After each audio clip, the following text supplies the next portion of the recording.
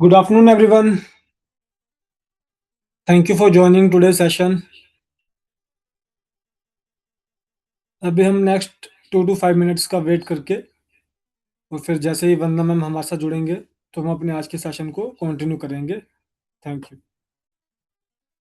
Good afternoon sir. जी, good afternoon. मैं request करूंगा मैम कि आप आज के सेशन को कंटिन्यू करें। Thank you for joining with us. And welcome all of you to this session. जैसे कि हम लोग काम कर रहे हैं, इस समय लेक्चर ले रहे हैं, कोशिश कर रहे हैं आप लोगों को अच्छे से अच्छा बताने की।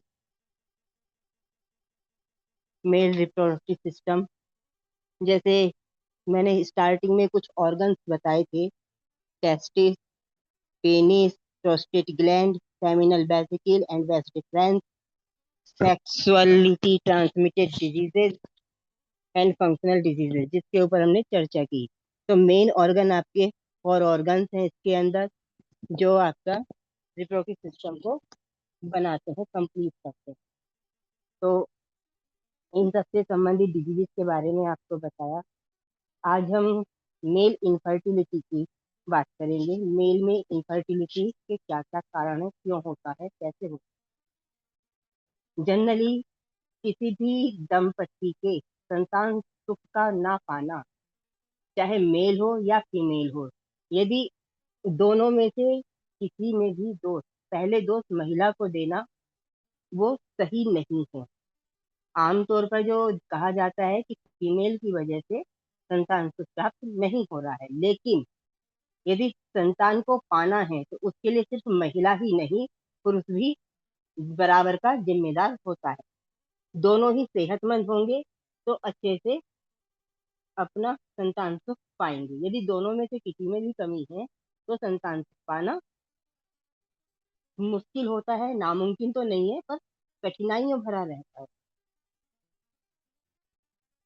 इस समस्या को मेडिकली भाषा में इनफर्टिलिटी कहा जाता है। यह समस्या दोनों में इक्वल इक्वल बराबर होती है, चाहे मेल में हो या फीमेल में। तो सबसे पहले यदि आपके पास इनफर्टिलिटी के केस आते हैं तो महिलाओं में जांच कराने की बजाय, मेरे कहे अनुसार, मेरा ही नहीं साइंस भी मानती है इस चीज को, कि पहले मेल कैंडिडेट की रिपोर्ट करानी चाहिए। तो मेल इनफर्टिलिटी की आज हम बात करेंगे। मेल में पिता बनने की क्षमता स्थिति, यदि अनुर्वरता की क्षमता है, कम है, तो मेल इनफर्टिलिटी या पुरुष वांछपन कहलाता है। जब ये होगा क्यों? पुरुष को किसी भी प्रकार से गुप्त अंग पर्याप्त मात्रा में स्पर्म को नहीं बनाएगा, उत्पन्न नहीं कर पाता है, तो परिणाम स्वरूप मेल इनफर्टिलिटी कहलाई जाती है। वे दंपति संतान सुख में वंचित रह जाते हैं। पुरुष पिता नहीं बन पाता है। डॉक्टर के अनुसार स्वास्थ्य को ध्यान में रखते हुए निःसंकोच अच्छी तरह से जांच करानी चाहिए, ताकि सही कारण का पता करके इस समस्या से रोगी को निदान दिलाया जा सके। टाइप ऑफ मेल इनफर्टिलिटी 3 प्रकार की होती है। सबसे पहले, स्पर्म शुक्राणु का कम होने से पुरुष वांछपन होता है। यदि गुणवत्ता क्वालिटी अच्छी ना हो तब भी ये इनफर्टिलिटी की तरफ जा सकता है। यदि सामान्य आकार के नहीं होंगे स्पर्म, तब भी पुरुष इनफर्टिलिटी कहलाएगी। मॉर्फोलॉजी, मूवमेंट एंड मोर्टिलिटी, ये तीनों ही इसमें डिपेंड करते हैं स्पर्म की क्वालिटी, गुणवत्ता में, शेप, साइज में। यदि अगर कुछ भी सही नहीं है तो मेल इनफर्टिलिटी का ही केस कहलाएगा। सिम्टम कैसे पहचानेंगे? पुरुष वांछपन के लक्षण कई प्रकार के होते हैं। जैसे सबसे पहले, अभी जैसे फीमेल या वीर्य का कम बनना, स्पर्म का बाहर ना निकल पाना, तीसरे नंबर पे यौनिक क्रिया की इच्छा कम होना, सेक्सुअल एक्टिविटी में ना होना, और टेस्टिस में किसी भी प्रकार का अगर रोग है, पेन है, तो इस कारण भी, इन्फ्लामेशन के कारण भी समस्या उत्पन्न हो सकती है। कई बार इस तरह से कम होने, जैसे ये स्पर्म कम होते हैं, तो चेहरे पर, शरीर पर बालों का भी आना हो सकता, कम होना, ये भी आपका एक लक्षण है, चेहरे और शरीर पर बालों का कम होना। कॉजेज ऑफ मेल इनफर्टिलिटी, सबसे पहले ऊजो स्पर्मिया, स्पर्म का कम बनना या बिल्कुल ना होना।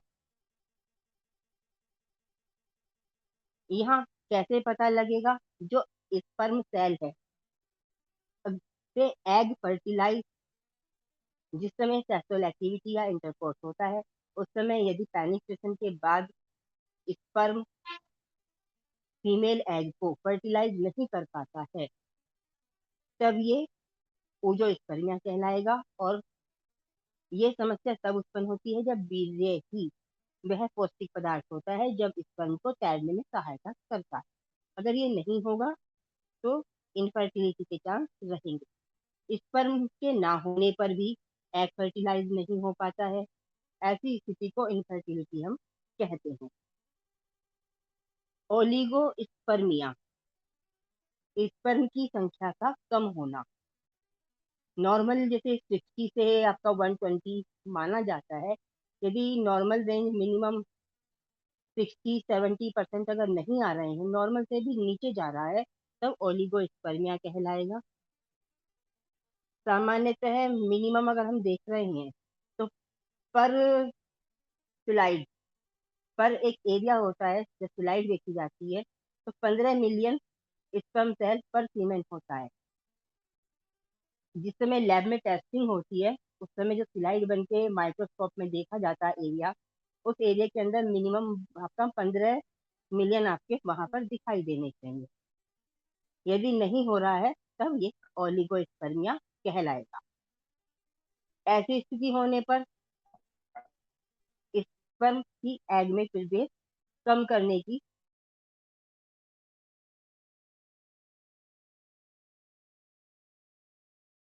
जरूर जल्दी पता लगता है उनकी समस्या से जूझ रहा है और स्पर्म की गिनती भी कम है। तो इस स्थिति में पेशेंट कई बार आपको नहीं बताता, लेकिन जब आप रिपोर्ट देखते हैं तो उसकी स्थिति से हम समझ सकते हैं। तीसरा,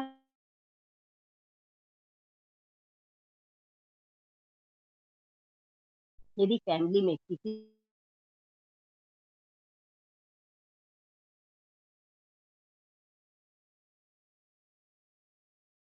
जा सकती है, तो ऐसी स्थिति में भी जो एग अंडकोश होता है,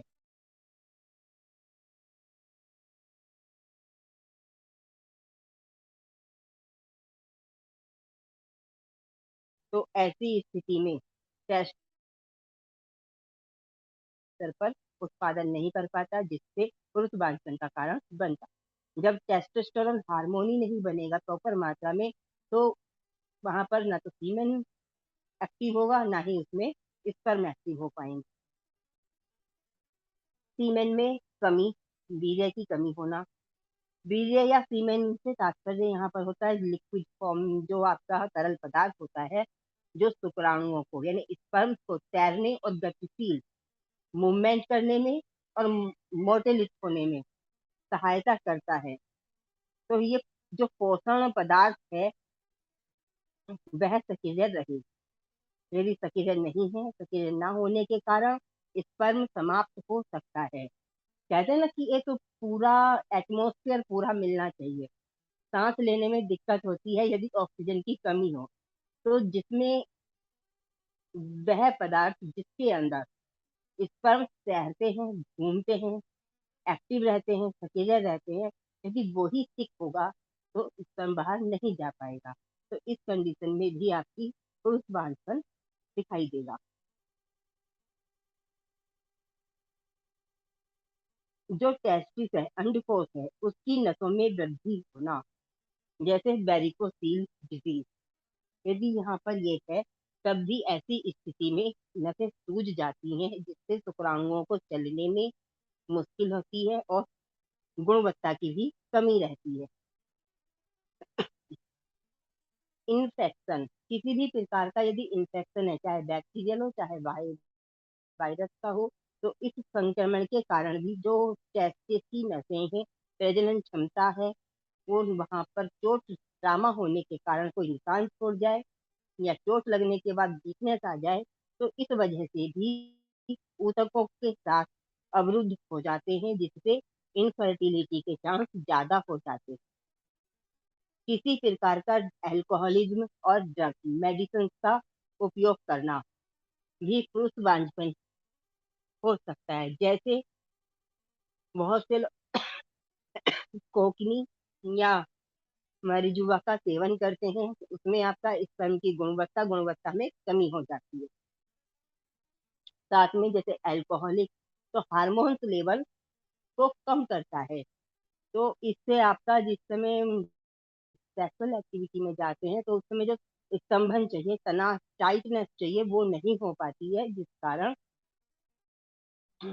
ये दोष उत्पन्न होता है और शुक्राणु उत्पादन करने की क्षमता भी कम हो जाती है। पैथोलॉजिकली टेस्ट, सबसे पहले अगर हमें इस चीज को जानना है तो हम पल्स डायग्नोज के द्वारा भी हम जान सकते हैं, समझ सकते हैं। लेकिन यदि टेस्ट हम करवा रहे हैं या पेशेंट बोलता है कि हमें टेस्ट भी कौन से कराने चाहिए, तो जानकारी हमें होनी चाहिए इस चीज की। जनरली आपने सबसे पहले उसको फिजिकली शारीरिक परीक्षण करें, देखें उसको कि किसी प्रकार की प्यूबर्टी आदत तो ऐसी नहीं रही है, बैड हैबिट्स तो उसके अंदर नहीं आ गई हैं। जनरल क्वेश्चन आप पूछ सकते हैं, रिप्रोडक्टिव ऑर्गन से संबंधित जांच करेंगे तो पता लग जाएगा। बीजे की जांच, हीमेन एनालिसिस कराइए।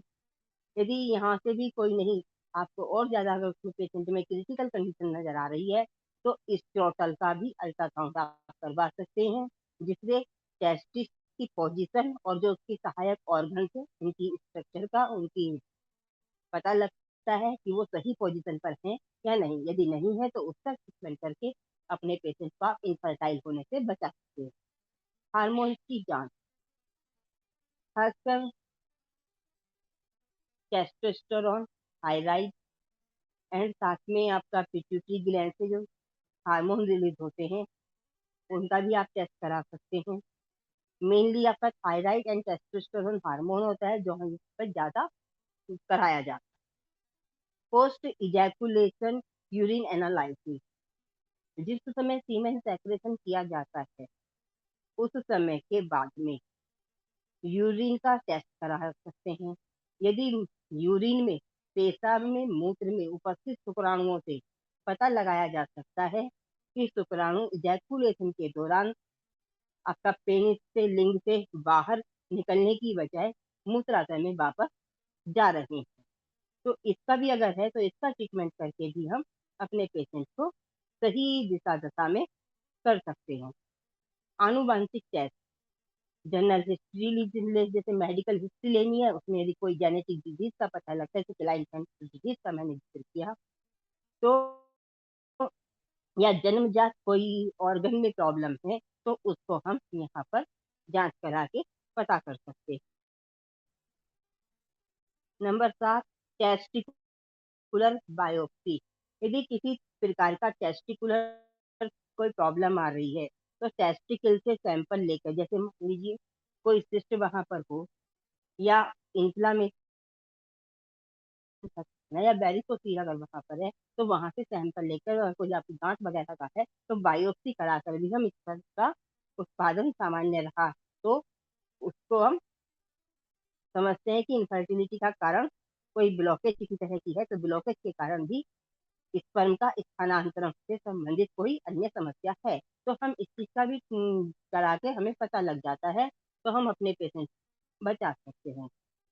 प्रिवेंशन, प्रिवेंशन आपने सबसे पहले वही है कि जो बैड हैबिट्स है, प्यूबर्टी की जो कहते हैं कि गलत आदतें हमें लग गई, उन चीजों से बचाव, खान पान सही होना चाहिए जिससे कि इन समस्याओं से हम बच सके। डाइट का हेल्दी डाइट होना चाहिए, नियमित एक्सरसाइज वगैरह होनी चाहिए। ये सब आपने देखा होगा हर एक डिजीज में यही रिपीट होता है, तो सबसे पहले वही है कि जिन एक सिस्टम है उससे संबंधित जो डिजीज आएंगी तो खास वही चीजें ज्यादा करनी है जिससे कि हम उस चीजों को बच सके। ट्रीटमेंट, ऐसे पेशेंट के लिए S3 RE alternate BE। RE और BE में से एक का चयन करेंगे। C3GE Ben1GE ये हम देंगे आफ्टर मील में। C17 येलो रैपिड चलेगा। साथ में एक कैप्सूल हमारा आता है रेविसन का अपना स्टोन जॉसबॉल्ट अल्टरनेटली कोई भी एक पहले देंगे। ड्रॉप R22 एंड मेगाटोन SR ये हमने देना है। D5 में या D6 से शुरू करेंगे। साथ में पॉइंट नंबर 22 स्पेशली यहाँ पर फोकस करना है पेरिनियम को। तो आपका जो पेरिनियम है स्क्रोटल से लेके एंड के बीच का पार्ट प्लेन एरिया होता है वो पेरिनियम कहलाता है। वहां पर आपने RE अल्टरनेट YE को लगवाना है। RE अगर YE नहीं लगा रहे हैं तो WE का इस्तेमाल यूज कराना है पेशेंट को। उससे आपके पेशेंट की रिकवरी बहुत अच्छी।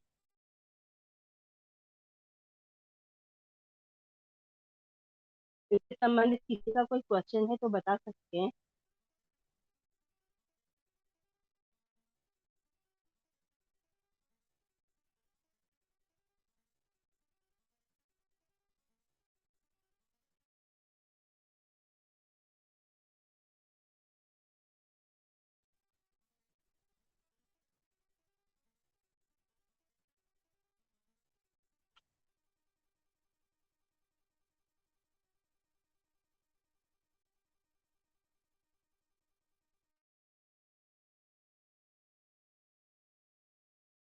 अच्छे से समझ में आया है। कल बात हो रही थी प्री मैच्योर इजैक्ट गया था कि इसको थोड़ा सा रिपीट कर दें तो इसको हम आज ही रिपीट कर लेते हैं थोड़ा सा। प्री मैच्योर इजैकुलेशन पुरुषों में होने वाला जनरल प्यूबर्टी प्रॉब्लम है जिसमें बीजे या सीमेन बहुत जल्दी निकल जाता है विद इन 1 मिनट। यदि निकल रहा है 1 मिनट से पहले का टाइम लग रहा है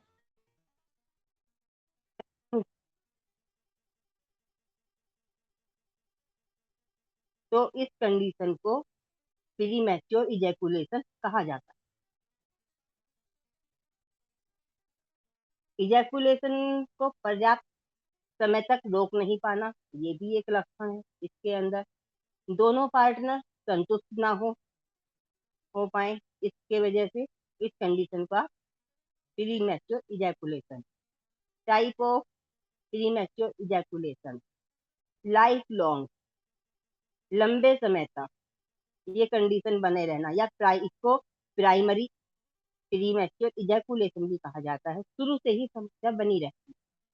सेकेंडरी जिसे एक्वायर्ड प्री मैच्योर इजैकुलेशन भी कहा जाता है। पहले नॉर्मल स्थिति रहती है कोई प्रॉब्लम नहीं आती। साल आफ्टर मैरिज साल 2 साल 5 साल के बाद यदि कोई प्रॉब्लम इस तरह की खड़ी हो रही है तो सेकेंडरी या एक्वायर्ड प्रीमैच्योर इजैकुलेशन कहा जाता है। थर्ड नंबर पर है natural variable primary sorry premature ejaculation. इसमें क्या होगा जल्दी और सामान्य समय रहेगा। प्रीमैच्योर लाइटली इजैकुलेटरी डिसफंक्शन इसमें क्या होता है वास्तव में समय तो वही रहेगा नॉर्मल समय रहता है लेकिन फीलिंग वैसी आएगी जैसे बहुत जल्दी हो गया। कारण कॉजेज क्या है इसको पहचानने के लिए स्ट्रेस एंजाइटी ज्यादा एक्साइटमेंट नॉर्मल से ज्यादा एक्साइटमेंट उत्तेजना होना हार्मोन का असंतुलन होना इरेक्टाइल डिस्फंक्शन होना प्रोस्टेट ग्लैंड से सम प्रॉब्लम चल रही है कोई सिस्ट है प्रोस्टाइटिस वगैरह है तब ये हो सकता है। किसी भी प्रकार का स्ट्रेस इन रिलेशनशिप यदि दोनों पार्टनर के बीच में स्ट्रेस चल रहा है तब भी ये समस्या उत्पन्न हो सकती है। किसी प्रकार की कोई मेडिसिन चल रही है उसका भी साइड इफेक्ट आ सकता है। ये कारण है इसको पहचानने के। रिस्क फैक्टर जल्दी जल्दी सेक्स करना मानसिक चिंता किसी भी प्रकार का एल्कोहलिज्म नशा करना हार्मोन समस्या या किसी भी प्रकार की मेल रिप्रोडक्टिव ऑर्गन्स में पुरुष जननांगों में कोई बीमारी कोई डिजीज अगर है तो ये भी हो सकता है। यह मुख्यतः जो होता है nervous system, hormone and mental factor इससे जुड़े होते हैं। इनके कारण ये सब समस्याएं उत्पन्न होती हैं। लक्षण: इंटरकोर्स के दौरान यदि 1 मिनट से कम का समय लग रहा है तो प्रीमैच्योर इजैकुलेशन, इजैकुलेशन के समय पर कंट्रोल ना होना, सेक्स से असंतुष्ट होना, तनाव या किसी प्रकार से शर्म महसूस करना, हीन भावना अपने अंदर ले आना। अरे पहले से ही अगर ऐसा हो गया तो वो क्या सोचेगा सेकंड पार्टनर। कॉम्प्लिकेशन, जैसे भी बोला, स्ट्रेस इन रिलेशनशिप, आपसी संबंधों में तनाव, किसी भी बात को लेकर फैमिली के लिए हो या ऐसा किसी भी प्रकार से अगर तनाव है तब। सेल्फ कॉन्फिडेंस, खुद से आत्म कॉन्फिडेंस जो है वो कम होना, यौन संतुष्टि की कमी होना, एंजाइटी डिप्रेशन होना, इस चीज से आपको इफेक्ट पड़ता है। रोग कैसे होता है? पैथोलॉजिकली हम देखें, पैथोलॉजी एंड फिजियोलॉजी, तो यहाँ पर जो मुख्यतः कारण निकल कर आता है वो आपका सेरोटोनिन इम्बैलेंस के कारण ये समस्या उत्पन्न होती है। सेरोटोनिन कोई हार्मोन नहीं है, लेकिन कभी कभी हार्मोन की तरह रिएक्ट करता है। ये एक प्रकार का न्यूरोट्रांसमीटर इजैकुलेशन एक प्रकार का केमिकल है, रसायन है, जो बॉडी के अंदर सेक्स के लिए आपको तैयार करता है कि आपको यौनिक क्रिया करनी है, सेक्सुअल एक्टिविटी करनी है। सेरोटोनिन कम होने पर इजैकुलेशन बहुत जल्दी हो जाता है। दूसरा, पेनाइल हाइपरसेंसिटिविटी, यदि आपका पेनाइल लिंग की अगर आपकी हाइपर सेंसिटिविटी है, नसें ज्यादा संवेदनशील होने पर इजैकुलेशन जल्दी हो जाता है। Physiological factors, anxiety, stress, depression, ये 3 ऐसी मेन पॉइंट हैं जो आपको इस तरह बढ़ावा देती है।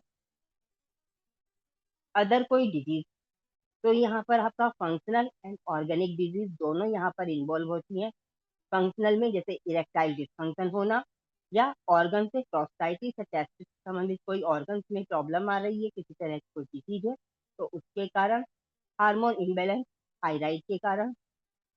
इजैकुलेशन रिफ्लेक्स 2 चरणों में आपको ये दिखाई देगा। First, emission phase, emission phase जब सीमेन यूरेथ्रा में आता है, फर्स्ट फेज कहलाती है। सेकेंड, एक्सपल्सन फेज, जब सीमेन यूरेथ्रा से बाहर निकलता है। दोनों को कंट्रोल करने का काम नर्वस सिस्टम और पेल्विक मसल्स करती हैं। इस डिजीज को कंट्रोल करने के लिए जो डाइट है हमारी, डाइट बैलेंस डाइट होनी चाहिए, प्रोटीन रिच होनी चाहिए, आपका आयरन रिच होनी चाहिए, जिससे कि आपकी बॉडी एक्टिव रहे। जैसे इसमें आप विटामिन प्रोटीन का आपका है तो विटामिन के लिए आपको आलमंड है, एग, जो लोग अंडा खाते हैं वो अंडा खा सकते हैं, आलमंड खाइए, बनाना खाइए, जिससे कि साथ साथ जिंक, मैग्नीशियम और पोटेशियम की भी शरीर में पूर्ति हो। जो लोग लहसुन खाना पसंद करते हैं वो लहसुन भी खाएं। एक तरह से सभी मिनरल, प्रोटीन, विटामिन युक्त अपना पोषक आहार होना चाहिए। आयरन रिच फूड होना चाहिए, स्पिनच वगैरह, आप पालक होता है वो गाजर, चुकंदर आप खा। तो ये प्री मैच्योर इजैकुलेशन कंप्लीट होता है यहाँ पर। तो किसी का कोई अगर क्वेश्चन है तो सब बता सकते हैं।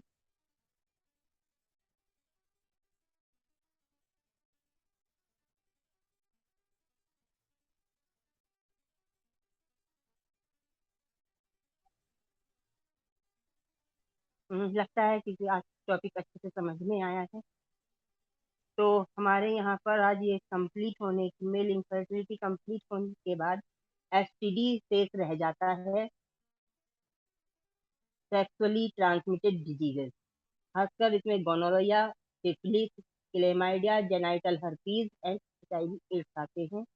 इनका नेक्स्ट कल अगर सेशन रहता है तो कल कोशिश करेंगे कि 1 या 2 डिजीज इसमें से ली जाए, जिससे कि आपको इंडिकेशन का पता लगे और साथ में आप किस तरह से इनको रिकवरी दिला सकते हैं पेशेंट। तो थैंक यू वेरी मच, आपने बहुत अच्छे से सुना आज। Thank you ma'am. तो ये जो मेल इनफर्टिलिटी का ये मैं आपको थोड़ी देर में डाल देंगे व्हाट्सएप पे, बाकी तो कल डाल दिया था मैंने आपको नोट। जी, जैसे भी आप ऐप को करना चाहें तो श्योर मैम।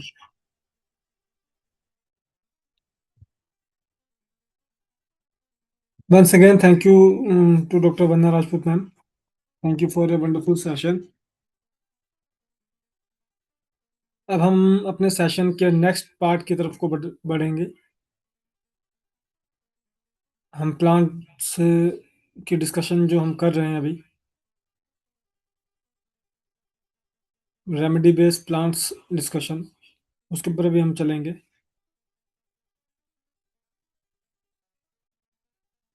अभी तक हम C6 तक को कवर कर चुके हैं, और उसके अलावा कैंसरसों के जो कॉमन प्लांट्स हैं वो, और उसके साथ जो हमारे यूनिक प्लांट्स हैं उनको हम कवर कर चुके हैं। आज हम आगे बढ़ते हुए C10 एंड C13 के जो यूनिक प्लांट्स हैं उसको स्टडी करेंगे। टोटल 5 इसमें यूनिक प्लांट आएंगे। C10 का जो यूनिक प्लांट है, पहला यूनिक प्लांट है कैलेडोनियम मैजस, जिसका कॉमन नेम है कैलेडोनियम भी है, और ग्रेटर कैलेडाइन भी इसका कॉमन नेम है। इसकी स्पेलिंग है CHELIDONI, कैलेडोनियम मैजस, MAJUS मैजस।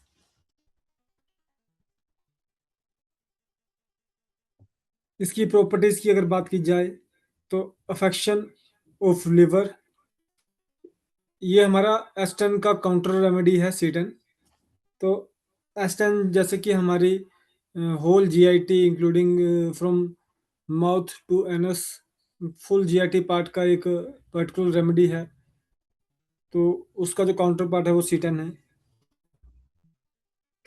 Affection of liver, portal system, right side of abdomen and right side lower lungs, act on spleen and kidney as well as liver, jaundice, yellowish and bilious, cancer, constipation, dyspepsia, gallstones, hemorrhoids, hepatitis, indigestion, influenza, liver disorder, constant pain under the lower and inner angle of right scapula, very lethargic mentally and physically, rheumatism, heaviness, stiffness, and lameness of limbs, coldness of tip of finger, dirty yellow skin complexions, yellowish of the white eyes, gray white and clay color stool, high colored urine, stunning the lime yellow, nausea, disgust of food, soreness and tenderness of the region of liver. A prominent liver remedy, the jaundice skin and pain under the inferior angle of right scapula, peptic and gallbladder obstruction,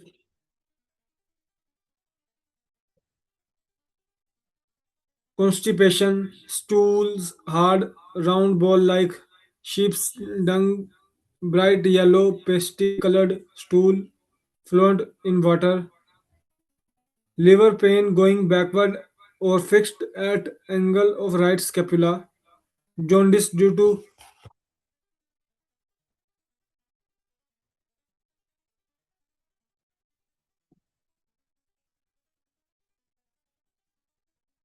jaundice due to hepatic and gallbladder obstruction, hepatic disorder,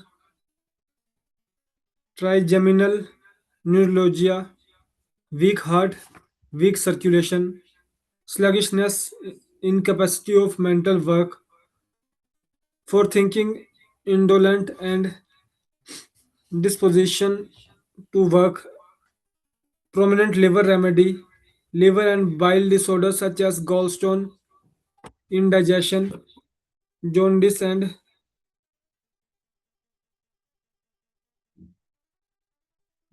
hepatitis, heaviness with pain symptom tending to right side, most characteristics Symbol is fixed pain, dull or sharp, under the lower inner angle of right shoulder blade. This very characteristic symbol may be found in connection with general jaundice, cough, diarrhea, pneumonia, menses, loss of milk, and exhaustion.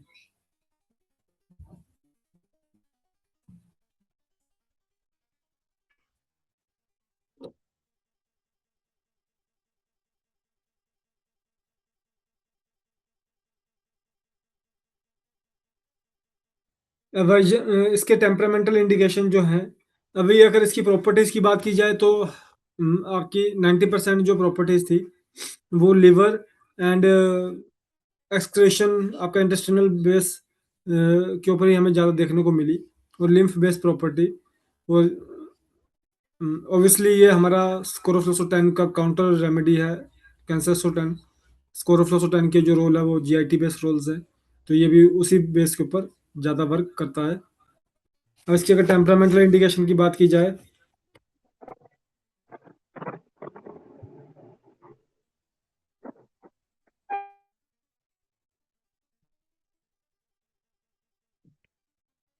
Temperamental indications में aversion to mental excursion, desponent, anxiety as if she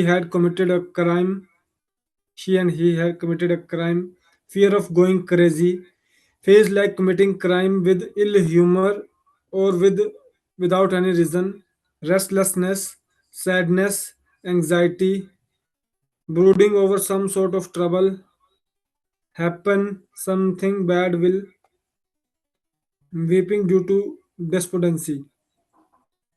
अब अगर इसके हम temperamental and psychological indication की बात करें तो ये हाई मेटाबॉलिक की तरफ को थोड़ा सा ज़्यादा इंडिकेशन कर रहा है। बेटर है आफ्टर डिनर,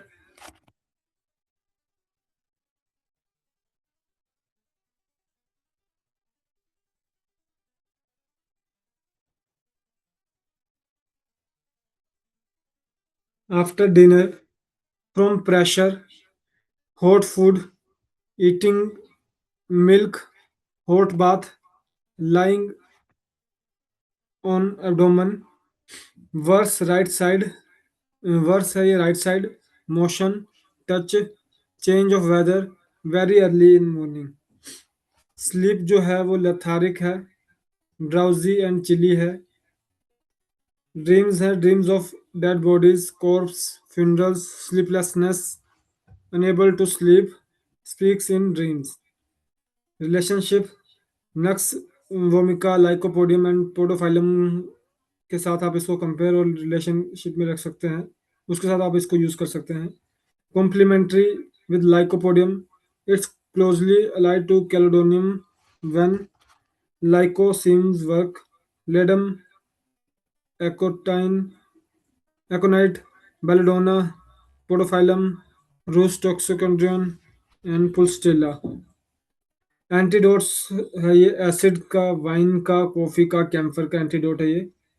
कॉन्स्टिट्यूशन है ये लिम्फेटिक कॉन्स्टिट्यूशन का आपका प्लांट है ये, और यूजेस में ये C10 के अलावा येलो इलेक्ट्रिसिटी के अंदर भी यूज होने वाला प्लांट है ये।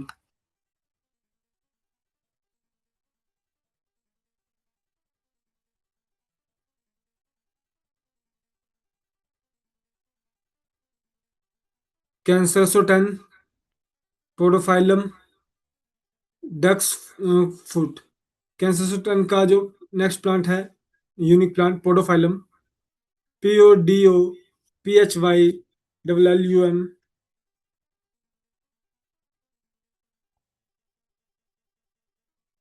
Podophyllum peltatum, PELTATUM, podophyllum peltatum. Common name है ducks foot, DUCKS ducks, FWT foot. Properties है a great liver and bowel remedy, bilious, all symptoms due to torpidity of liver and sluggishness, stools are amylase, offensive, profuse, yellow, yellowish green, shiny or bloody, with meal-like sediments, liver trouble with gratefulness, soreness and pain in region of liver, prolapse uteri, especially after parturition. It's chiefly affect the duodenum and small intestine, liver and rectum. Stool is watery with jelly-like mucus, painless, profuse, pain between the shoulder, under the right scapula, great remedy of lymphatic constitution, right-sided remedy, torpidity of liver, portal engrossment with tendency to hemorrhoids, hypogastric pain, fullness of superficial veins, jaundice, profuse diarrhea, acidity, anus prolapse, duodenum, chilly plus thirsty, diarrhea early in the morning during teething with hot glowing cheek while bathing,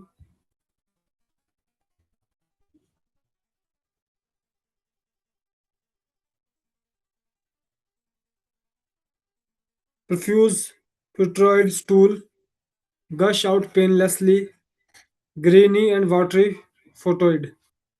Chief characters of podophyllum is morning diarrhea with sour green bilious evacuation, stool frequent painless, watery, gushing photoid, yellow liquid with meal like sediment, green sour, undigested, mixed with mucus offensive, with heat and pain in anus.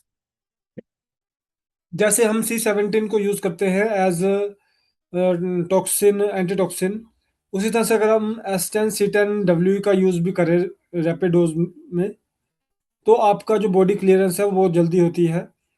C17 आपके toxics को release करता है, accumulate करता है, और उस समय अगर उसको निकालना है जल्दी से जल्दी, तो आप S10 C10 को उसके साथ दे सकते हैं, जिससे आपको बॉडी जो है वो बहुत जल्दी लाइट और किसी भी तरह के नेगेटिव सिम्टम से बहुत जल्दी बाहर निकलते हुए मिल जाती है। अब अगर इसके टेम्परामेंटल इंडिकेशन की बात की जाए, loquacity with delirium, depression of spirit, forgets the past, imagine that he is going to die or be very ill, fidgetity and restlessness, cannot sit still.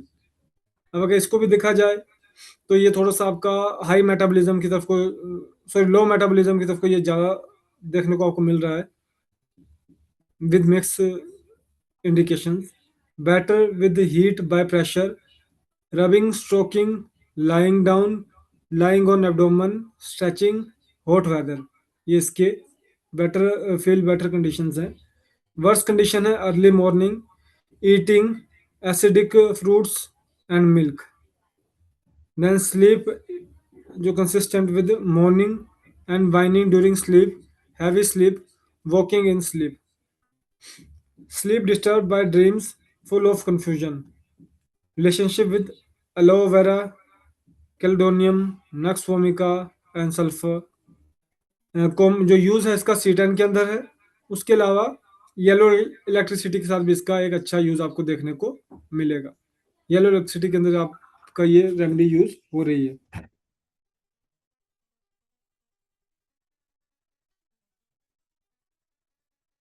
C10 जो है उसका जो आपका unique next unique plant, third unique plant carduus benedictus, common name है holy thistle, CARDWS carduus benedictus, BENEDICTUS carduus benedictus, holy thistle HOLLYTHISTLE holy thistle.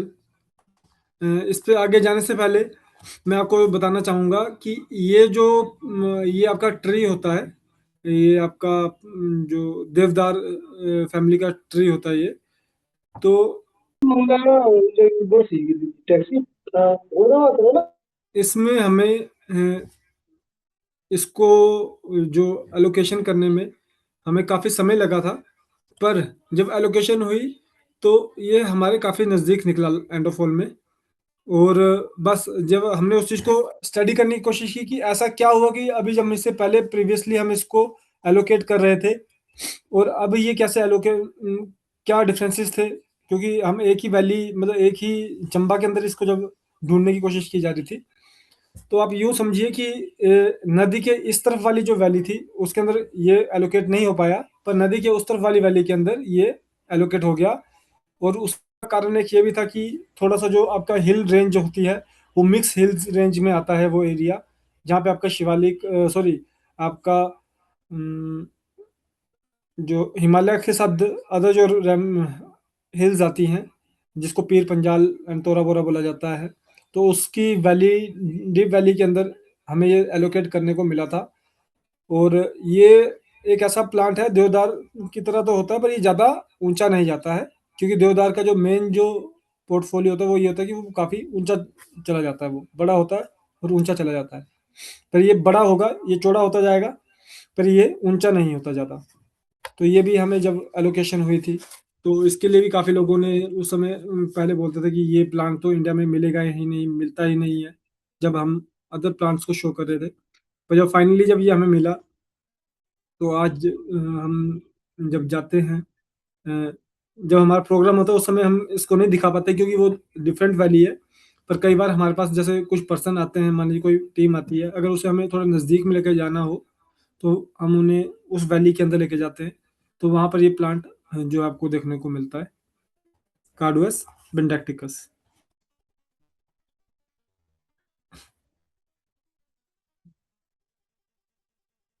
इसकी properties जो है, primarily liver and spleen remedy, very effective on liver and portal system, abuse of alcoholic drinks, especially beer, liver disorder associative with lungs disorder, influenza when liver is affected, liver enlargement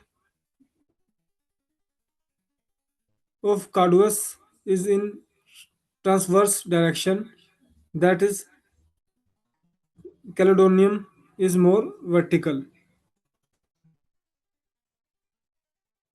कैलिडोनियम जो है वो अभी जैसे मैंने आपको बताया कि वो ऊंचा ज़्यादा होता है, और ये आपका ट्रांसवर्स मीन्स के चौड़ा ज़्यादा होता है। Carduus help in the sugar metabolism, low blood pressure, dropsy, gallstone, haemorrhoids, intermittent jaundice, liver disorder, spleen disorder, cirrhosis of liver with general edema, taste bitter, aversion to salt, meat, and appetite decreased, vomiting of green acidic fluids। तो ये इसकी properties है। अब अगर properties की बात की जाए तो तीनों के तीनों प्लांट्स की जो प्रॉपर्टी है वो जीआईटी सिस्टम के इर्द गिर्द ही रिवॉल्व करने वाली प्रॉपर्टीज हैं। 95% जो प्रॉपर्टीज है वो जीआईटी से मिलती है, उसके अलावा 5 जो है वो थोड़ा आपका एंडोक्राइन या other condition, skin based condition या अदर ऑर्गन बेस्ड के ऊपर जा रही है। पर अगर उसमें भी हम देखा जाए तो डिटॉक्सिफाई करने का काम जो इस प्लांट की प्रॉपर्टी वो ज़्यादा कर रही है, जहाँ पे हमारा एस्टन का जो था वो उसको सस्टेन करके किसी भी तरह की चीज़ को पचाने के लिए मदद करने वाली जो प्रॉपर्टीज थी वो ज़्यादा हमें देखने को मिल रही थी। अब टेम्परामेंट की अगर बात की जाए तो melancholy with liver disorder, despondency, hypochondrial, forget what he was intending to do, joyless, apathetic, and disposition to become angry। तो हाई मेटाबॉलिज्म की तरफ को ही इसका थोड़ा सा ज़्यादा इंडिकेशन हमें देखने को मिल रहा है। कॉन्स्टिट्यूशन है choleric constitution, better in bleeding, worse bare empty stomach, motion aggravates, sleep जो है वो रेस्टलेस है, restless sleep, dreams of walking, nightmares from lying on back, fatigue, yawning and uncontrollable yawning। Compare है lycopodium, chelidonium, nux vomica, podophyllum. Uses है C10 में। तो ये थे हमारे C10 के 3 यूनिक प्लांट। अब हम आगे बढ़ते हुए C13 के यूनिक प्लांट्स को डिस्कस करेंगे। जिसमें 2 यूनिक प्लांट है और एक जो वो आगे आपका C15 के साथ शेयर करता है प्लांट। तो फर्स्ट जो इसका यूनिक प्लांट है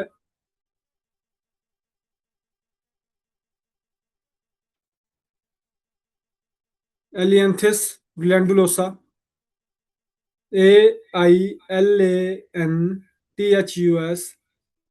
एलियंथस, GLANDULOS,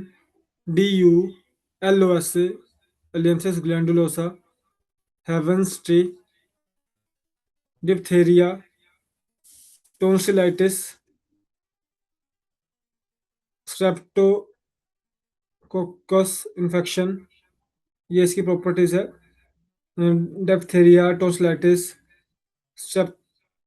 स्ट्रेप्टोकोकुलस infection, blood poisoning, scarlet fever, glandular fever, red mucous membrane, and swollen typhoid, and enlargement of glands, tonsil painful, edematous and reddish, parotid glands, throat much swollen, dark red, almost purple in color, diphtheria with extreme prostration, tonsil swollen, prominent and sudden with deep ulcer, chronic fatigue and muscular pain, respiratory ailment, lungs sore and tried, metastatic cancer, mucous membrane hemorrhagic and ulcerative, unaggressive obstruction problems, photophobia, head burning sensation, fever with anxiety, face hot dark red, livid covered with livid rash, stool watery and offensive, obstinate cases of malignant sore throat, eruptive diseases, tonsil large, swollen, livid, and studded with ulcer, lividity, stupor, and malignancy. Skin appear livid or purplish, irregular, patchy livid, eruption disappearing on pressure, follicular tonsillitis, neck tender and swollen. जो हमारा C13 है वो basically respiratory tract का हमारा plant है, पर उसके अलावा अगर आप इसको S11 के साथ यूज़ करेंगे, P3 पेट्रोल के साथ, और उसके बाद S1 एंड S11 के साथ भी अगर आप इसको यूज़ करेंगे किसी तरह की, मान लीजिए आपको S11 and S12, in fact S12 के साथ भी अभी हमारे कुछ डॉक्टर्स के साथ मेरा एक मैंने इस चीज़ का भी एक्सपेरिमेंट किया था। हालांकि बुक में भी लिखा है कई जगह पे C13 को आइज के अंदर यूज़ किया गया है, पर मैंने आइज और ईयर के लिए कोई भी अगर दिक्कत हो तो उसमें C13 का भी जब यूज़ करवाया तो हमें एक काफ़ी अच्छा S12 एंड C13 का, S12 का आइज के लिए भी ईयर्स के लिए भी, सेम आपका C13 का आइज के लिए भी ईयर्स के लिए भी जब यूज़ करवाया गया तो काफ़ी अच्छा हमें रिस्पॉन्स देखने को मिला। मुझे काफ़ी अच्छा एक रिस्पॉन्स देखने को मिला है। टेम्परामेंट जो है इसका, temperamental and psychological indication, general stopper with signing and confused, depression, headache with emotional depressive disorder, does not understand, muttering delirium, restlessness with sleeplessness, dullness, must read a subject several times or figure over and over again. Constitutions है इसके, it is suited to nervous, sensitive people, lymphatic temperament, stout, robust, hemorrhagic and diathesis. Compare है इसका फाइटोलेका, डिकेंड्रिया, रोक्सटोसिकोन्ड्रियन, एर्निका, एलोनक्सवोमिका and एक्निका, और use इसका सिर्फ और सिर्फ C13 के अंदर ही हो रहा है इस प्लांट का। नेक्स्ट है हमारा एट्रोपा बेलेडोना। ये अब हमारे प्लांट बचे हैं, इसके बाद हमारे ये 3 प्लांट बचते हैं, 4 प्लांट बचते हैं। आज हम C13 का जो एट्रोपा बेलेडोना है यही आपका कॉमन प्लांट है C15 के अंदर भी। Atropa belladonna, prince of congestion remedies, suddenness and violence, इसकी प्रॉपर्टीज हैं ये, suddenness and violence characterise of all symptom, throat tonsillitis, mucus membrane, inflammation, acute or chronic, redness and hot in most important, eyes diseases, eyes का आ गया देखिए इसमें, small dose indication, sore throat with mucus inflammation and throat to nostril, diuretic sedative, antispasmodic, mydritic, bronchial spasm in asthma, Parkinson disease, painkiller, spasmodic pain in stomach and bile ducts, irritable bowel syndrome, controls excessive stomach acid, acute enterocolitis, lungs, asthma, whooping cough, cold, hay fever, and mental problems, effects on human heart, atropine in minute dose, brain inflammation of the brain and spinal cord, depression, insomnia, nervous problem, psychiatric disorders, behavior disorder, intestine, UTI nephritis, rigidity, tremor, excess salivation, and sweating caused by Parkinson's diseases, a great remedy of children, thyroid toxemia, menses, bright red, too early to profuse, menses and lochia before very offensive and hot, breast heavy, hard and red, tumor of breast, pains are throbbing, sharp, cutting and shooting, gland swollen and tender, ये इसके properties हैं। अब अगर इसकी properties को हम study करें तो नर्व बेस्ड प्रॉपर्टी जो है इस प्लांट की, नर्व बेस्ड प्रॉपर्टी वो आपको थोड़ी ज़्यादा देखने को मिलेगी। और बॉडी में सबसे ज़्यादा जो नर्व्स का जंक्शन है वो हमारा ब्रेन, आइज, ये पूरा एरिया ही हमारा नर्व जंक्शन है।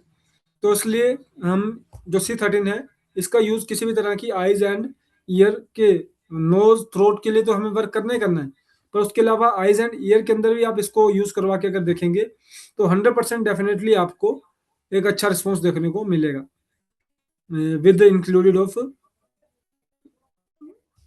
सस्टेन रेमेडी, चाहे वो आपका S11 है चाहे वो आपका S12 है।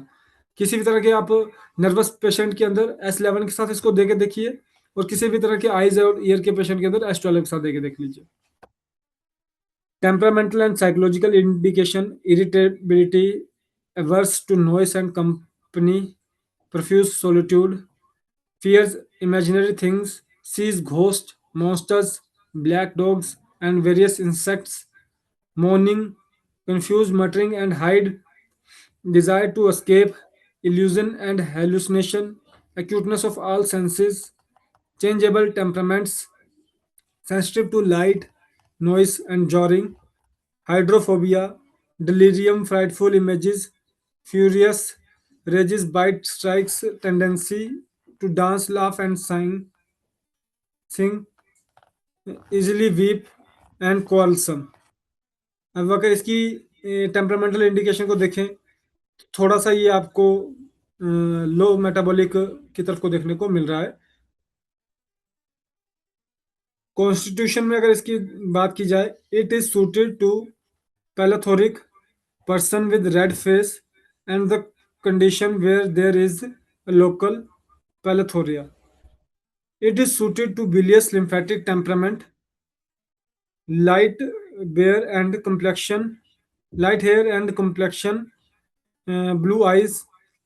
Its influence felt more in intelligent and palythoric person who are jovial and entertaining when well, but violent when sick. Dream है, dream of falling, robbers, fire, murderers, frightful dreams of quarrelsome.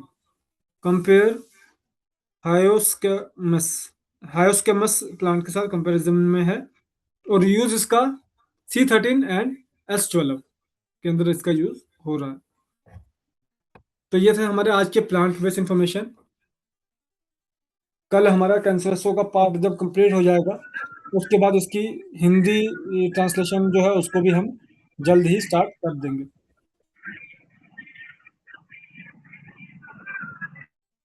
Okay, doctor निवास Sharma sir का hand raise है। Sir आपका कोई question? कि sir ये जो chart दिए थे सर, जी जी। में कुछ अंतर है क्या प्लांट्स का? मीन्स अभी जैसे पढ़ा है ना कि C15 में एट्रोवा एट्रोपा बेलाडोना, C13 C13 में कॉमन बोले कि कॉमन प्लांट इसमें भी है, इसमें दिया हुआ है सर, इस बुक में दिया हुआ है लेकिन इसमें नहीं दिया हुआ है सर। Sorry, C15। C15 का कॉमन प्लांट है। एक मिनट रुकिए, अभी हम C13 पढ़ रहे हैं ना।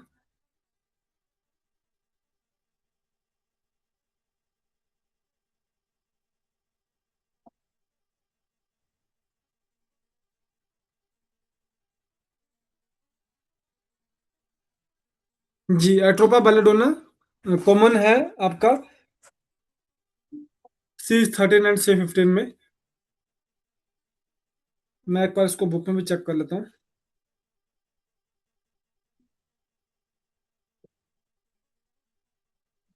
Atropa Atropa Atropa belladonna C13।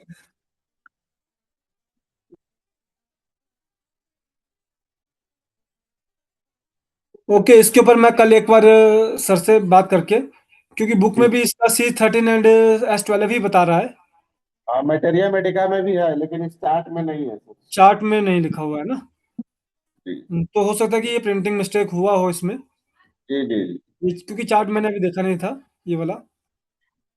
Book based chart तो था ही हमारे पास। तो मैं एक बार वैसे बात करके सर से डिस्कस करके फिर मैं आपको आगे शेयर कर दूंगा सर। ठीक है सर, ओके सर। जी, थैंक यू।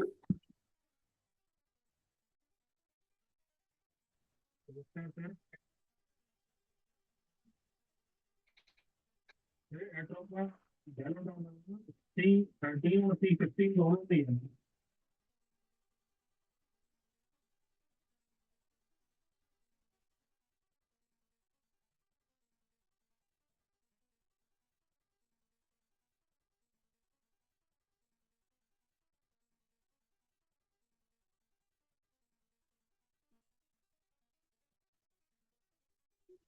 ओके, तो अभी हम अपने सेशन के एंड की तरफ को आ चुके हैं।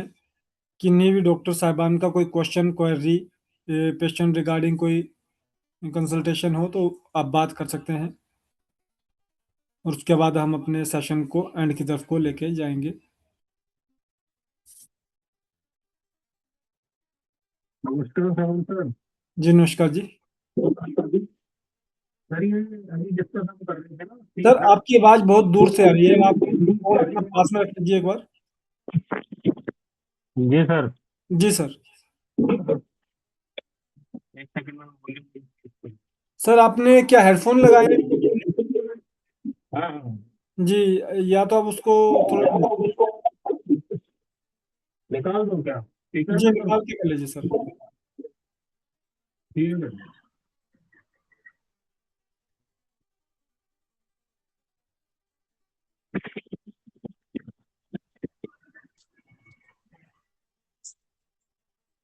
हेलो। Yes sir. अब ठीक है सर। जी अच्छा, अभी हम डिस्कस कर रहे थे ना ये C13 एट्रोपा बेलोडोना, जी। C15 एट्रोपा बेलोडोना, दोनों में लास्ट प्लांट यही है सर, दोनों में। C13 एंड C15 में ना। 15 में भी सेम है। जी जी जी। ठीक है वो ना? फिर हमारा चार्ट के अंदर थोड़ा सा मिस्टेक रह गया होगा। तो अभी चार्ट मैंने देखा नहीं था, तो जी मुझे सर। इसका मालूम नहीं था। अच्छा कोई नहीं जी। अच्छा मैंने ना एक कल जो पेशेंट की आपको रिपोर्ट भेजी थी, लक्ष्मी देवी 77 ईयर, जी और आपने मेरे को जो फार्मूला भेजा है सर, मैं एक बार रिपीट कर दूं या उनकी हिस्ट्री बताऊं पहले आपको? सर, मैंने आपको भेज दिया था एक बार अभी ना इसका। हाँ। हाँ ठीक है, मैंने मैं हिस्ट्री सुन लिया था आपका। सर मैंने भी फार्मूला तैयार करा था, तो वो मेरा और आपका डिफरेंट है, तो मैं वो थोड़ा सा कंपेयर करना चाह रहा था हम्म, कि मेरे में क्या मिस्टेक है या आपने वैसे क्यों नहीं। जी बोलिए। अच्छा ऐसा है सर, ये लक्ष्मी देवी जी फीमेल 77 ईयर ओल्ड, जी इनका इनका राइट हैंड, ये ह्यूमरस बोन का एक गांठ थी, जी 9 महीने पहले ऑपरेशन हुआ था इनका। जी तो अभी इनको क्या परेशानी हो गई, उसमें पेन स्टार्ट हुआ, उसकी वहां पे प्लेट एक लगाई गई थी, वो गांठ निकाल के स्क्रूइंग की गई थी, वो प्लेट हिल गई है। जी और अभी ये 16 तारीख को डिस्चार्ज हुई हैं एस्कॉर्ट से। जी तो अभी हाल फिलहाल इनको वहां पे पेन है, स्वेलिंग है, और थोड़ा सा पानी वहां से रिस रहा है। जी तो ये वाली प्रॉब्लम थी सर। और इसके बाद में वहां पे डीप वेन थ्रोम्बिसिस हुआ, थ्रोम्बस है अगर जुगुलर वेन में, जुगुलर से ऑक्सिलरी में और ब्रेकियल में और अपना एक्सिला में भी है। जी 3-4 वेन में थ्रोम्बस जो है बना है, जी वो उसकी वजह से ब्लड की सप्लाई जो रिटर्न हो रहा है ब्लड हार्ट को, वहां पे पाइल अप हो रहा है, कोमा जैसी सिचुएशन, इनको डिजीनेस हो रही है। आर्टरीज तो क्लियर है लेकिन वेन में ब्लॉकेज आ रही है ना। तो जी जो ऊपर से हेड से वापस आ रहा है ब्लड, वो हार्ट तक पूरा नहीं आ पा रहा है, और इस वजह से इनको आप कोमा अपना जैसी जो सिचुएशन। फॉर्मुलेशन है आप थोड़ा उसको क्लियर कीजिए सर। हाँ, मेरा जो मैंने तैयार किया था ना सर, जी तो ये बुक नंबर 70 के पेज पे जो ह्यूमन सिस्टम एंड देयर इलेक्ट्रोमेट रेमेडीज लिखी हैं, जी तो मैंने सबसे पहले इनको स्केलेटन सिस्टम का C4 लिखा हुआ है, C4 क्योंकि ह्यूमरस स्केलेटन सिस्टम में आ रही है। ओके C4 लिखा सर मैंने। जी उसके बाद मस्कुलर सिस्टम में टिश्यूज इन्वॉल्व हैं, उसमें फिर मैंने S3 और C3 लिखा। जी और डब्ल्यू ई ये मैंने बिफोर मील सजेस्ट किया था। C4 S3 C3 WE S3 C3 WE। Ji okay ठीक है सर, C4 के जी साथ पहले, सबसे पहले C4, जी क्योंकि बोन की प्रॉब्लम है इनको वहां पे। ओके ठीक है सर। सर अच्छा, ये हो गया। अच्छा, आप उसके कंफ्यूज मत बाद कीजिए में प्लीज। आप कंफ्यूज मत कीजिए प्लीज। आप एक बार पूरा फॉर्मूला बोलिए जो आपने दिया वो बोलिए।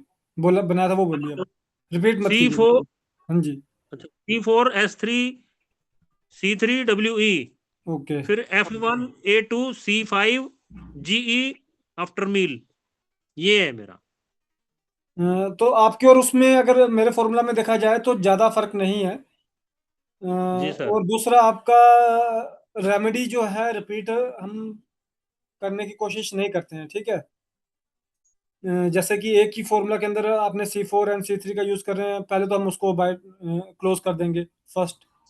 सेकंड अच्छा। आपका अब अगर जो मैंने आपको फॉर्मुलेशन क्रिएट करके दिया है उसमें आपका ब्लड और ब्लड थिकनेस और ब्लड उसको रोकने के लिए, उसके साथ आपका इन्फेक्शन रोकने के लिए C10 एंड वर्वन का यूज हो गया किसी भी तरह का, और आपके किसी भी तरह के टॉक्सिन को रिलीज करने के लिए C17 एंड S6 का यूज किया जा रहा है। तो इस बेस पे हाँ, ये फॉर्मूला आपको शेयर किया गया था सर। अच्छा। जी C17 एंड S6। जी अच्छा सर, ये रैपिड डोज लिखी है आपने, तो रैपिड डोज कैसे चलानी है? हर 2 घंटे पे 5 बूंदे 1 चम्मच पानी के साथ दे देंगे आप। अच्छा, जी ठीक है सर। तो जो फार्मूला आपने दिया है मैं वही दे देता हूँ सर। बिल्कुल बिल्कुल। ठीक है sir, thank you sir. Thank you.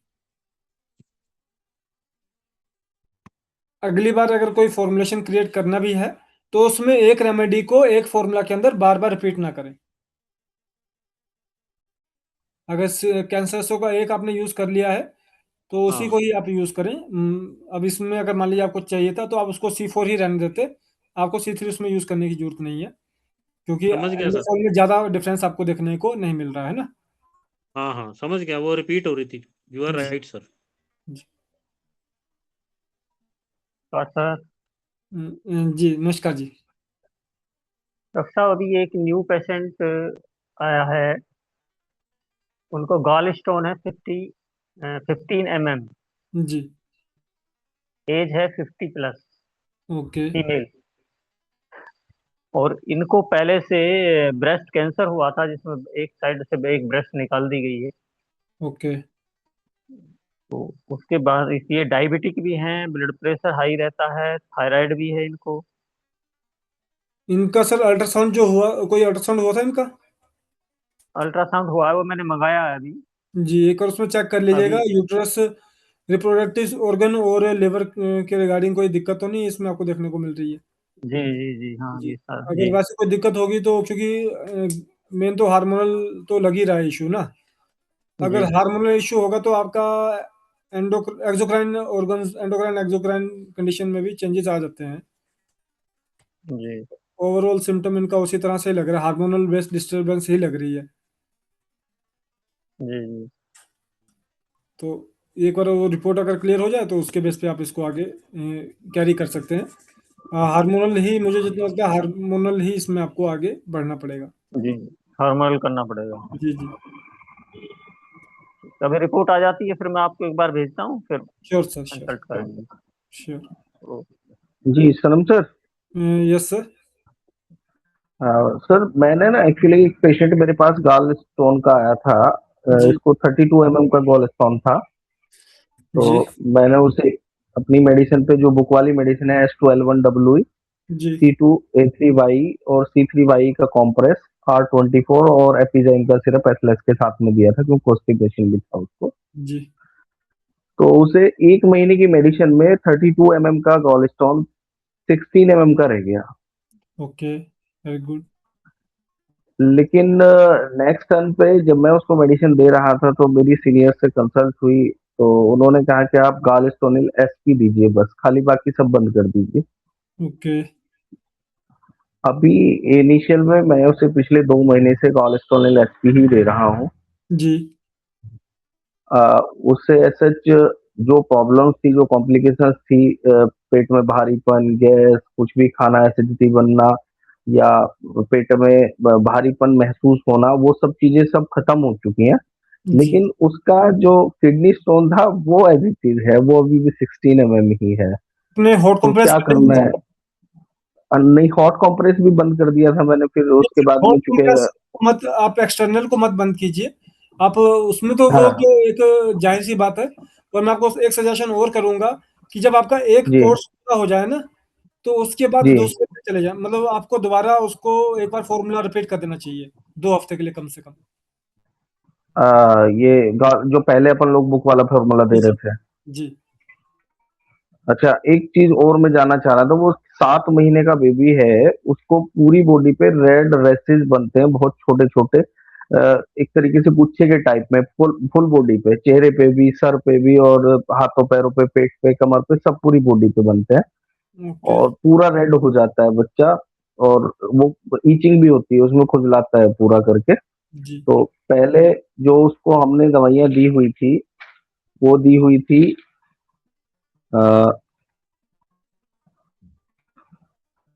S1L1N1Y जी। और S10C10WE। ओके तो इससे तो और उसको बढ़ गया वो। सर, अभी इसका मतलब शायद से आप में और मेरे में डिस्कस हुआ था ये ना? हाँ जी हाँ जी हाँ जी जी। हाँ जी। फिर सर आप ना एक काम कीजिए, L1 और N1 को चेंज करके A2 एंड वर्वन कर दीजिए। ठीक है बॉस। और थोड़ा सा नहीं, कोशिश इसमें कीजिए। सॉरी, मैं गलत बोल गया। वो पहले वाला जो फॉर्मूला था वो था S1WE हाँ जी। और S5L1Y, ओके R19 चल रहा था, और S5APP का लोशन चल रहा था इसका। ओके। तो इससे तो पूरा बॉडी उसका और ज्यादा बढ़ गया, उग्र हो गया उसको। जी जी अभी जो फॉर्मूला चल रहा है वो S5WE, S6C17Y चल रहा है। लेकिन उसे मुझे मजबूरी बस एलोपैथी के एक लूलिकोनाजोल का लोशन अप्लाई करना पड़ रहा है उसके ऊपर, ताकि जैसे ही लूलिकोनाजोल का लोशन उसके ऊपर अप्लाई होता है तो वो सांस पड़ जाती है। लेकिन 2-3 दिन 4 दिन अगर हम लूलिकोनाजोल उसको ना लगाएंगे तो ये दवाइयाँ रेगुलर चल रही हैं, S5WE और S6C17Y। फर्स्ट जो आपने मुझे बताया था ना, उसमें हमें S1 ही यूज करना है और दूसरा S10 C10 का ही यूज हाँ कीजिए। और S1 हाँ। A2 वर्वन वाई कर लीजिए। मैं तो बोलता हूँ वाई का S5 वर्वन चल रहा था। S1 A2 वर्वन कर दीजिए बस, वाई भी मत यूज कीजिए। भी S1 A2 वर्वन। दूसरा आप S10 C10 W कर लीजिए यूज। S1 A2 A2 वर1। हाँ जी, ये एक कर लीजिए यूज। दूसरा S10 C10 ठीक है, W जो है वो कर दीजिए यूज। S10 C10 W ये सब D6 में ही देना है ना? जी ठीक है बॉस। अच्छा लोशन वही चलेगा, S5 APP का लोशन ना? जी जी। ठीक है सर, थैंक यू। R19 चलने दें या उसे विड्रॉल कर लें? APP S5 APP एंड वर्ड2 भी आप साथ में ऐड कर लीजिएगा उसमें एक बार ना। हाँ, S5 APP APP और ठीक है, जी S5 APP एंड वर्ड2 वर2। जी ठीक है बॉस, थैंक यू। मैं एक बार ट्राई करके देख लेता हूँ क्योंकि तीसरा फॉर्मूला होगा बॉस इसके लिए। जी। हाँ देखिए, अभी हमें कंसिडरेशन में नहीं आ रहा ना कि क्या इसकी दिक्कत है मेन, है ना। हाँ हाँ हाँ हाँ हाँ। तो वो तो भी कुछ एक, इन्वेस्टिगेशन करा के देखनी होगी। अगर मान लीजिए इसका बेसिक जो KFT LFT लिपिड CBC अगर हो जाए तो उसमें काफी अच्छा हो जाएगा। हाँ हाँ हाँ हाँ हाँ। चलिए मैं एक बार इन्वेस्टिगेशन भी करा लेता हूँ। जी जी सर ठीक है बॉस, थैंक यू। बेबी 7 महीने का है, उसको D6 से भी नीचे चला जाना चाहिए ना? नहीं 1 सर, ड्रॉप। हम D6 ही करेंगे सर। हम लोग लाइटर डिल्यूशन, हम डोज को लाइटर कर देंगे। ओके जैसे जी। कि 1 चम्मच पानी और उसकी मैं बूंद तो एक, एक एक बूंद ही दे रहा हूँ बॉस। बिल्कुल बूंद तो एक ही जाएगी उसकी, और पानी भी 1 चम्मच पानी के अंदर कर देंगे। D7 हम्म, D1000 वाला हमारा सिस्टम नहीं है सर। हम सिर्फ पानी को क्वांटिटी ज्यादा कर देंगे, तो उसी से हम्म। हमारा जब पेशेंट को देना है उसी के अंदर हमारा सारी चीज जो है मैनेज हो जाती है। ओके मैं सर। सीधे बॉस बॉस उसको सीधे जीप पे ही डालता हूँ एक बूंद। थोड़ा सा पानी भी यूज करवा लीजिए सर, हल्का सा पानी भी यूज करवा लीजिएगा नेक्स्ट टाइम। ठीक ठीक ठीक ठीक ठीक है। छोटा बच्चा है तो 1 चम्मच पानी भी उसके लिए ज्यादा हो जाएगा। तो जितना सा वो पानी हाँ पी हाँ सके हल्का सा, उतना सा पानी में जी जी जी, दीजिए। ठीक है बॉस, थैंक यू।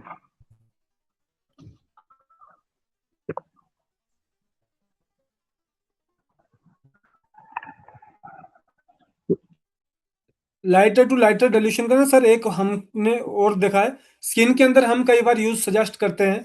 उसके लिए हम जो फर्स्ट डाइल्यूशन, मान लीजिए किसी को बहुत ज्यादा इरप्शन हो गई है, तो उसमें जो हम फर्स्ट डाइल्यूशन देते हैं वो हम यही देते हैं कि भाई आप सारी रेमेडी की सिंगल सिंगल ड्रॉप डाल के डाइल्यूशन क्रिएट करके दे दो। पर उसमें हमने एक चीज और देखी है कि अगर आप लंबे समय तक लाइटर डाइल्यूशन चलाएंगे, फिर आप चाहे जितना मर्जी D4 D5 D6 जितना मर्जी हैवी डोज कर दीजिए, आपका जो रिस्पॉन्स है वो आना बंद हो जाता है। क्योंकि अगर एक बार रेजिस्टेंस बन गई, तो आपको कम से कम तो 2 से 3 हफ्ते के लिए पेशेंट की पूरी दवाई बंद करके उसको एक बार पूरा डिटॉक्सिफाई करना पड़ेगा, ताकि पूरी जो रेमेडी है उसका जो जीरो हो जाए उसकी बॉडी से। उसके बाद फिर हम उसको जब नए सिरे से स्टार्ट करते हैं तो दोबारा रिजल्ट आना शुरू हो जाता है। ये भी एक हमारी ऑब्जर्वेशन है। Okay sir, thank you.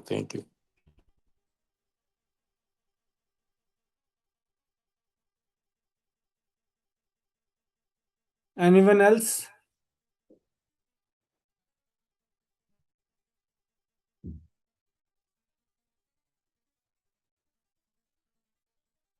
तो चलिए इसी के साथ हम अपने आज के सेशन को ख़त्म करेंगे। आप सबका जुड़ने के लिए बहुत बहुत धन्यवाद। कल दोबारा इसी समय फिर मिलेंगे। तब तक के लिए जय इलेक्ट्रोपैथी, जय काउंसिलमेटी। आप जय सबका रविशंकर, जय गुरुदेव। जय गुरुदेव।